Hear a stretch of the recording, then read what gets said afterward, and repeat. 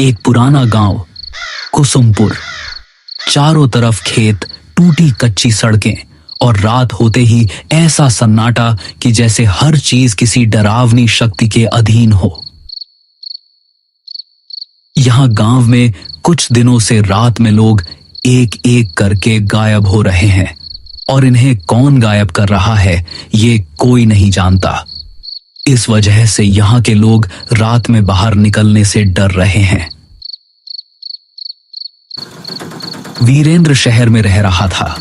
उसके पिता की हाल ही में मौत हुई थी और अब उसे अपने पुश्तैनी घर और जमीन के कागज पूरे करने के लिए कुसुमपुर लौटना पड़ रहा था। शाम का समय था। आकाश में हल्की धुंध थी और सड़कें लगभग अंधेरी। वीरेंद्र ऑटो में बैठा गांव की ओर बढ़ रहा था। ऑटो वाला चुपचाप ड्राइव कर रहा था।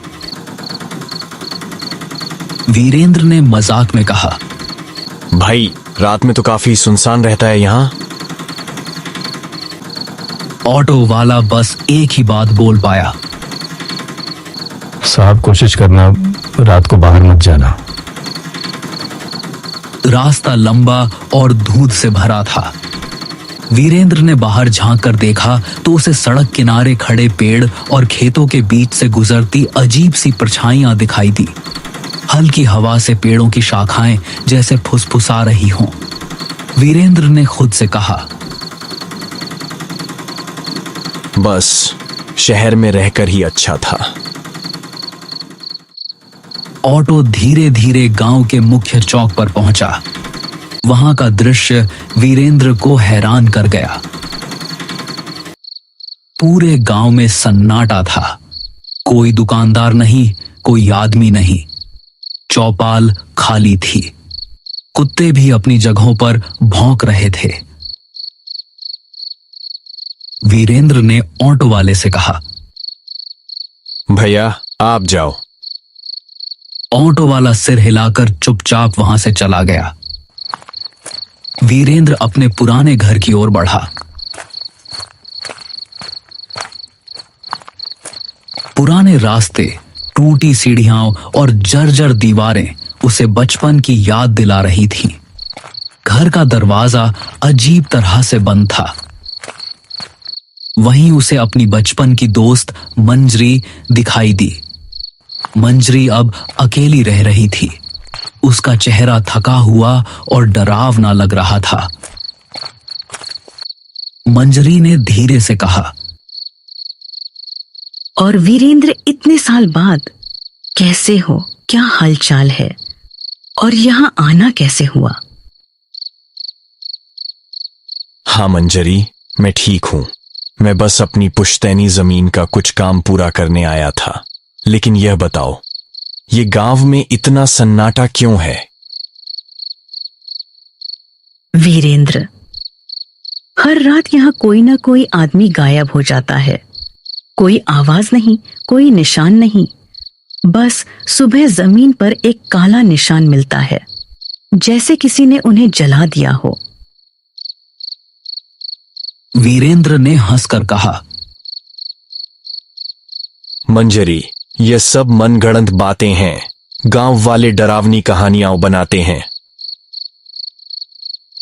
अगर तुम इसे हल्के में लोगे तो शायद बाद में पछताओगे। रात में बहुत अजीब चीजें होती हैं। आवाजें, परछाइयां और कभी-कभी नाम पुकारने वाली आवाजें।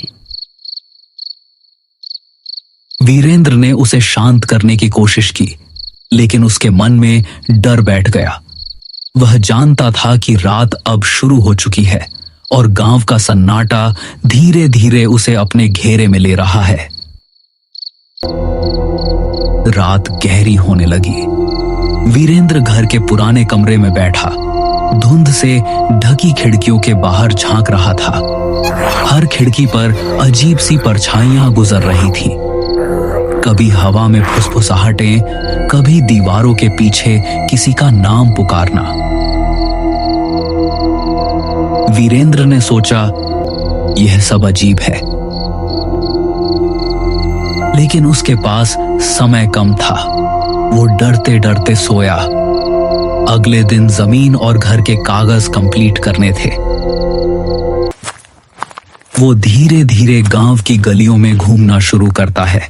वहां हर घर का दरवाजा जल्दी बंद होता है, कोई बाहर नहीं दिखता, चौपाल बिल्कुल खाली। कुत्ते भी अजीब तरह से घूर रहे थे। वीरेंद्र ने महसूस किया कि जैसे हर कोई डर के साए में रह रहा हो।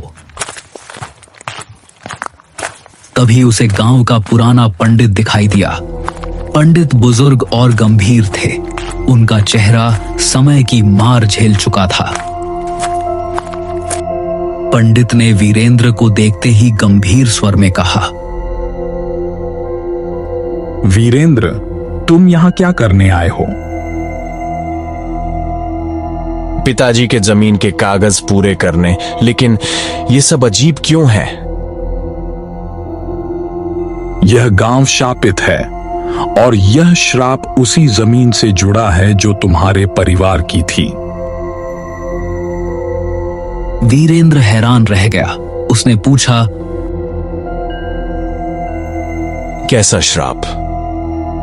तुम्हारे दादा ने इस जमीन पर एक मंदिर गिरवाया था।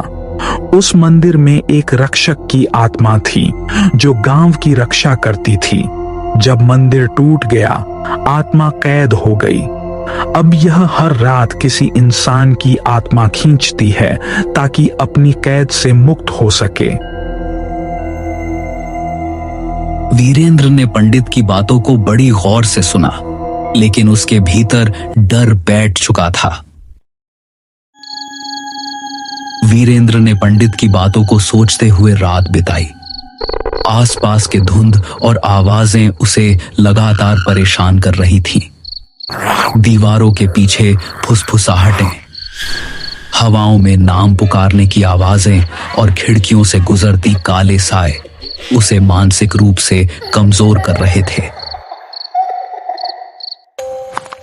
अगले दिन वीरेंद्र ने तय किया कि वह उस जगह जाएगा जहां मंदिर था। उसे जानना था कि क्या सच में यह श्राप उसके परिवार की गलती का परिणाम है। वीरेंद्र, मत जाओ वहां, यह खतरनाक है। तुम्हें शायद बचकर नहीं निकल पाओगे।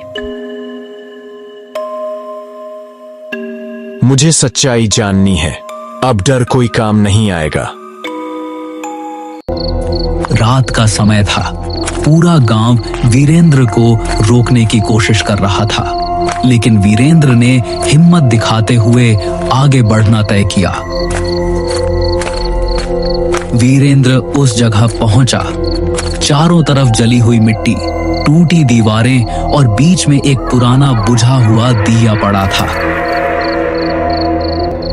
वीरेंद्र ने धीरे से दिया जलाया। जैसे ही लौ उठी, जमीन हिलने लगी, हवा में सिसकारियां गूंजने लगी। वीरेंद्र का मन डर से कांप रहा था। तभी मंजरी वहां पहुंचती है, लेकिन उसका चेहरा बदल चुका था। उसकी आंखों में अब शैतानी शक्ति दिख रही थी। मंजरी इंसान नहीं थी, वो वही राक्षस की आत्मा थी जो मंदिर टूटने पर कैद हो गई थी। सालों से मंजरी गांव के लोगों को मार रही थी ताकि उन्हें अपने अंदर खींचकर श्राप से मुक्त हो सके, लेकिन अब वीरेंद्र के लौटने से उसकी कैद पूरी तरह टूटने वाली थी। मैं अब तुम्हें नहीं छोड़ूंगी। तुम्हें निगलने के बाद मैं इस श्राप से मुक्त हो जाऊंगी। नहीं, मुझे छोड़ दो। लेकिन आसपास धुआं फैल जाता है। धीरे धीरे वीरेंद्र गायब हो जाता है। गांव में अब केवल सन्नाटा और हवा में हल्की सिसकारियां रह जाती हैं। सुबह गांव में अफवाह फैलती है।